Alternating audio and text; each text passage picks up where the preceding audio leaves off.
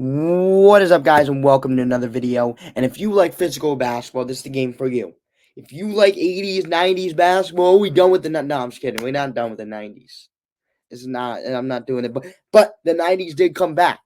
And great physical basketball game. I think the refs called it decently. There were some calls where the refs made a mistake, but we all make mistakes as humans. Everyone makes mistakes. You know, they let it be as physical as possible. I mean, I liked it. I mean, let the players call the game, and the Knicks won it, and they should have won it. They should have won the game, and um, because the game was played by the players, were able to decide the game, and the players decided that Jalen Brunson is the greatest player of all time. That's what the players decided. But yeah, he had a great game there. Just efficient shooting, man. It's just every night for Jalen Brunson, just efficient. Can get to his spots. You can't speed him up. You can't slow him down. Um, just all the same sentiments that everybody else says. So I don't really want to go on here and just freaking like say, oh my God, Jalen Brunson is a great player because everybody else says it. So it's like, hey, do I really need to say it if everybody else is saying? But the way he can speed up and slow down, his leadership, it's just great to see. Um, OG tweaked his elbow last game. He yelled in hurt. I don't even know. Is that even the right way to say it? Or in hurt, like in pain. He yelled in pain. When he went down, trying to get in the gap, trying to get a steal. He got a steal, which is crazy because OG's just OG is amazing. He got a steal. So and he was like, ow, like my elbow hurts. So today his shot didn't feel well. It didn't feel good. But it's just him defensively, his long arms. He was able to just distract some passes, just be able to muck the game up for the Kings. Just great playing from him. Um, just great game from him. Just I don't care if the elbow was there. I don't care what it would show, but he played a very good game today. Had 2 points. Those 2 points were the first points of the game where he dunked it, set the tone. One steal, was really good. It was really good on the boards. Um, didn't really hit the three ball well, but if you can impact the game different ways, is what OG did tonight.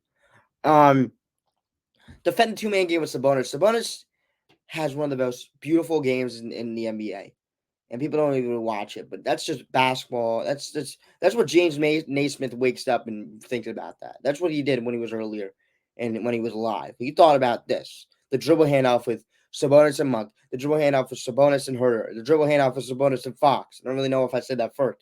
Um, just the dribble handoffs with him and Keegan Murray. Like we'll talk to Keegan Murray. We'll talk about Keegan Murray later, but just the way he can run those dribble handoffs is just very impressive.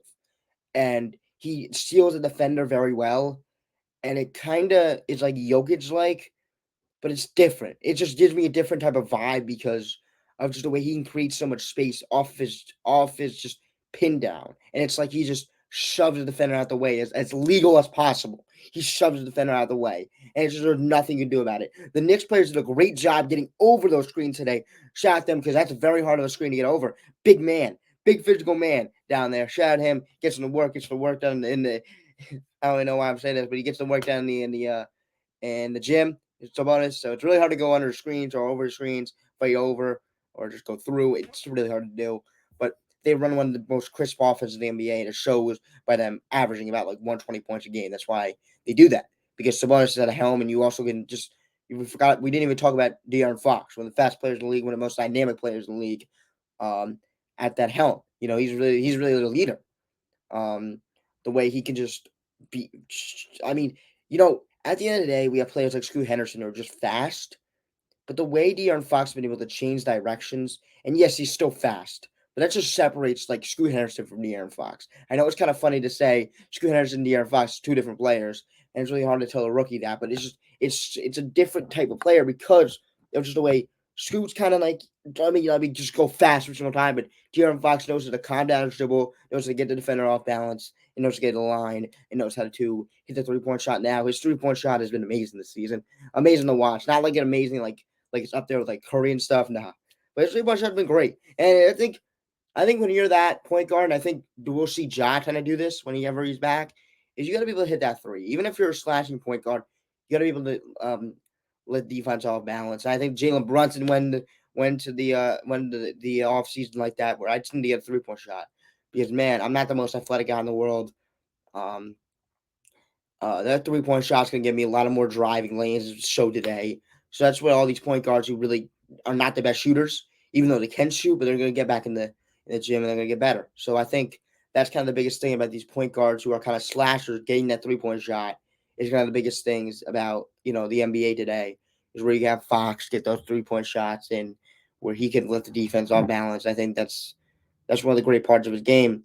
You gotta attack the paint. Domantas Sabonis is a big guy, but not the best defender in the league. He's not the best. He's not like Rudy Gobert. He's not like Mitchell Robinson. He's not gonna freaking like deny your shots. You have to go up with strength or bam. You have to go up with. I don't really know. I'm giving examples like that, but you have to go up with strength, and you have to. He can get scored on. Like, let's be honest. But he's a big guy. He has the physical tools to defend. He's not really the best defender in the world. You gotta attack the paint. You gotta. They're gonna be giving up 3-point shots. They're very good at giving up 3-point shots, and that's what the Knicks did very well. They were able to set some good screens for Jalen, free him up. Um, those defenders were really aggressive. They kind of died on screens. They were really aggressive up in your face. So when they set the screen, gone. Because there was really that's the one downside of being aggressive is that once you set a screen, they're gone. But I shout out Keon Ellis for being very good and um, Isaiah Hartenstein, his ability to set them screens is great. Because those Keon Ellis, those Malik Monk's not that great defender. But those Davion Mitchells, like they're gonna be up in your face. Shout out Baylor. They're gonna be up in your face. So you gotta be able to set that screen and come off. I don't really know why shout out Baylor, but you gotta be able to set that screen because they're gonna be right up in your face. So if you don't set a correct screen, that play's gonna get blown up because that defender's still in your face. So you have to be able to get that defender off, and that's what Isaiah Hartenstein did very well, and that's what Precious didn't do, the greatest. But I think that Precious is a great roller, so I think there should be more screens. But he doesn't set like the hardest screens, but he can roll off of it. Isaiah Hartenstein's like those Taj Gibsons. Just let me say, shout out Taj Gibson for getting a contract for the rest of the season. But the way he can just set the screen, Taj, or flip the screen, and then just give Jalen an easy shot or give Deuce an easy shot. The Knicks were just really stuck in mud without Jalen. I think it's, of course, because Jalen is a great player, but I think the screens weren't really set crisply. No one was really crispy cutting. And there was a point like not crispy, crisp. The guards were not crisply cutting, and then I think there was a point in game where just Isaiah Hartenstein was holding the ball at the paint free throw line inside the paint, and the wings were just not cutting good, and I think that's the difference. When coaches say you got to cut hard, you have to cut hard, and those are kind of times where like you can see why coaches get frustrated when you don't cut hard because that stuff like that had happened. When Isaiah Hartenstein working at the free throw line, you have to be able to cut hard, or you're just gonna blow up the play. And um, Dante wasn't cutting hard, not at the OG wasn't like those players were not cutting hard, and I just feel like when you get into that place where they're not cutting hard, that's why the coaches say like you got to cut hard, you got to cut on the heels, you got to cut hard. Um, you have to be able to just be very efficient in your motion because every single inch of space you get counts because Isaiah Hartenstein can hit you, but it's just if you're not getting open, then what can Isaiah Hartenstein do?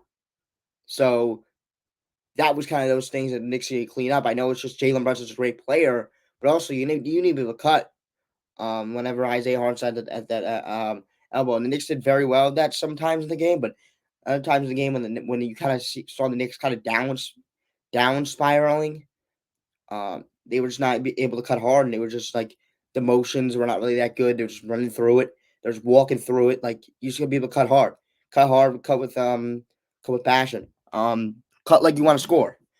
And the Knicks players really just cut through the motions to play. Like Dante, like let's go to the basket. Like you're gonna get this ball. If you get an inch of space, Hartenstein's finding you. But if you're not gonna get an inch of space, there's nothing that Isaiah Hartenstein can do.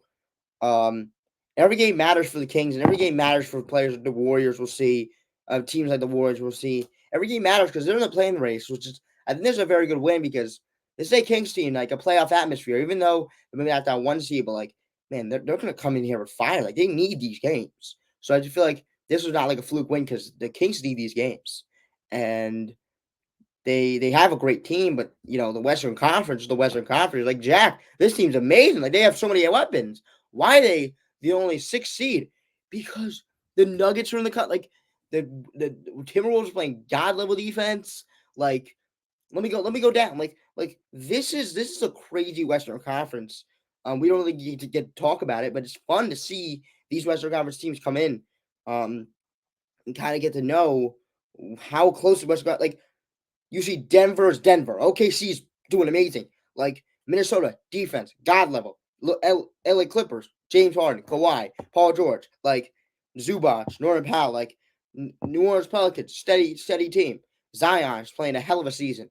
Brandon Ingram's playing a hell of a season. Like the Suns, Kevin Durant, Devin Booker, Bradley Beal, like, and then you got the Kings, and then you got right on your heels, you got Luka Doncic. So it's like, yo, and Luka Doncic plays today, but it's against the Nuggets. Which shout out, I'm gonna be watching that. I'm gonna be sitting on the couch watching that. Shout out the Kings. Hopefully you make a good run at the playoffs because everything, even in the Eastern Conference, we're like, as Knicks fans, we're like, why would we don't want to drop in this playing tournament? And the Kings might have to, and they're at the same record as the Knicks. It just shows how talented the league is and how much parity this league has. Um, Keegan Murray getting the Brunson assignment. This was not like a thing that I wanted to ask. So I just wanted to shout out Keegan Murray's defense this whole entire season. I've been watching him play defense. Very good level to your game because Keegan Murray is just this spot up shooter. But this year he's been able to. I don't even know if I've just been watching him more, been able to, use that Demonis Sabonis dribble handoff. And I feel like Sabonis and him has created just a better relationship. Not like I know what they're doing in the locker room, but just on the court, more like in sync relationship. It's like we'll see from Bojan as he keeps getting into the game. Bojan we'll keep seeing better stuff. Keegan Murray, second year, we'll see better stuff out of him. With the dribble handoffs, there'll be more synthesis or whatever it is. There'll be more consistency with the movement, with the dribble handoffs, and they love him there. I mean, Keegan Murray, like the Kings embrace him, and he's somebody that they need if they want to go anywhere far. Um, they need him because he can defend the hell of the ball. He has the physical tools to defend the hell of the basketball. He did very good last night, and even though he's not able to hit shots, he was not able to hit the shot well, but he had a good defensive game. So if you can have those type of games for a player, like if Keegan Murray had this game last year, he couldn't play because he was not like a very very good defender. Like you would rather put Harrison Barnes in the game who you trust. You'd rather put Malik Monk back in the game. But like Keegan Murray had 33 minutes, had 11 points, didn't really shoot the ball well, but his defense was very good. And by an eye test, his defense was very impressive. And it's the way he has the physical tools to do it. I always thought he had the physical tools to do it, and it's very nice to see him fulfill that. Um, Limited transition game for the Kings. I know they kind of run they score at every single level. That's why they score 120 points per game. They score at every single level. But you gotta have to limit that transition game for the Kings because they can get out and run, and once they get De'Aaron Fox, will get Malik Monk going, and they throw that lob, the crowd gets involved. Shout out Sacramento and their crowd. It's amazing to see how they're back and rejuvenated after last season. Just the crowd's back in there, cowbells and stuff. Great. Once they get that crowd going, it's really gonna be hard to beat. And the Knicks were able to kind of like get the crowd. The crowd was able to get going, but the Knicks were able to just shut down. Shot Jalen Brunson for that one. But Knicks were beating the Kings in their own game, and it was just getting out in transition. Everybody was like, "Slow it down!" Like on the broadcast, shout out Monica McNutt and Kevin Hart, Kenny Albert, and shout out them for calling that game. But they were always like, "Let's slow this game down." But I was like, you know what?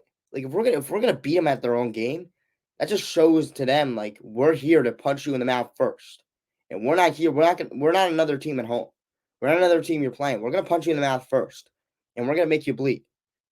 In boxing terms, like this is gonna be a game for you that you have to play. The Knicks defense was great, and there was a one possession where the Knicks defense was just rolling, like they were just scrambling, which was amazing. Everything was taken down. Help was there, help the helper, like it was great stuff. Tomas Sabonis at the end of the possession got a rebound and layup. That man's a monster, but we'll talk about him later. These guards for the Kings are really aggressive, as I said earlier. Keon Ellis is gonna have that's why he plays. He's had a great career, played in Alabama. His career is all about grit. Like I got to get this chance, and Mike Brown trusts him. I would trust him if I'm a coach. It's the way he can get down and defend. He's a very aggressive player, and it just shows the Kings have a ton of freaking guards, and he can get his playing time. It just shows how good he is. and not how good he is, but how he serves a role in this Kings team, who's kind of lacking that defensive punch. He has some. Um, Jalen has accounted for everything. Now the Kings, came in, they kept doing this aggressive defense. He was able to drive by, like when you kind of sag off and can shoot that three. Like he has accounted for everything, and that was kind of what I wrote because you can run whatever defense you want. You have a taller Jaden McDaniels, Jaden McDaniels. You have a taller Jaden McDaniels on him, who's tall, very good defender, or you have a small like Keon Ellis, who's a very good defender but smaller, gets handsy. He can do whatever he wants on any of those players. That's what great players do. But I feel like Jalen Brunson had gotten to the threshold this year where he can just figure out whatever defense is coming at. Because number one option is hard, and he got his first year of just the taste of it. Now he's really going in. And he kind of understands I'm the number one option. I'm going to get these defenders every single night. Me and Thibs, we're going to talk about it. How should I go at Jaden McDaniels tonight? How should I go at Scotty Barnes tonight? How should I go at, how should I go at a smaller defender, Keon Ellis tonight? How should I go at a Davion Mitchell tonight? Like those type of stuff that you get when you're a number one option, as you get 2 years in it. Ihart was doing a great job. Demontis Sabonis is such a good basketball player. He was able to, dominate Precious Chua, who shut out Precious. He tried his best out there. It's not like he was not trying, but it's hard to defend him. The man should be an all-star, Demontis Sabonis, but hey, whatever. League, man. But no man. But it was great to see Precious to try because that was one of the things. Like he was just giving his all, and Isaiah Hartenstein came back and he was great.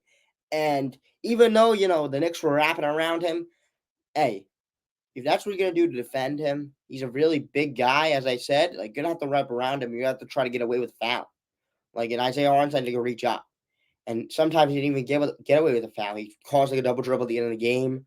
Like that's really hard to do on such a good defender. And I think he talked about it at shoot around, like how he's just like this is a kind of player that you really need to come in and you need really need to prepare for. Like really need to prepare for. Even though he doesn't have that all-star on his chest this year per se, he's still an all-star and everybody else's heart because he can just play amazing. So you have to go in there and you have to really dominate and you not dominate, but you have to really compete. And the Detroit boys did show out in the end of the game, and it was nice to see Alec Burks get going proficiently, and it was nice to see Bojan get going the way that I really thought he was going to get going, and it's kind of fun to see him get going because he's one of my favorite players on this team. Just the way he can just score and just like his difference between everybody else is just he's not really the best defender, but he can get the shot in different ways, and it's fun to see him get going. But yeah, that's gonna do it. Peace out, have a nice day, and let's go Knicks. Subscribe, West Coast Trip. Peace out.